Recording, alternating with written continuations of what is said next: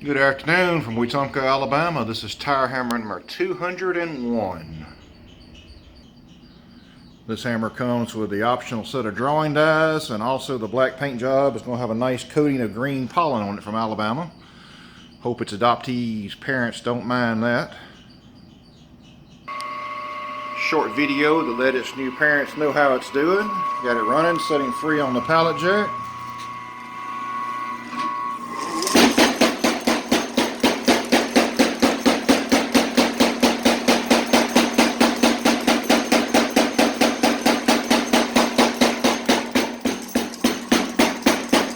Light hits, hard hits. Very good control, very stable, hitting hard. I do believe its new blacksmithing parents are going to be very pleased with it. Y'all have a wonderful day and enjoy this beautiful spring day. Take care.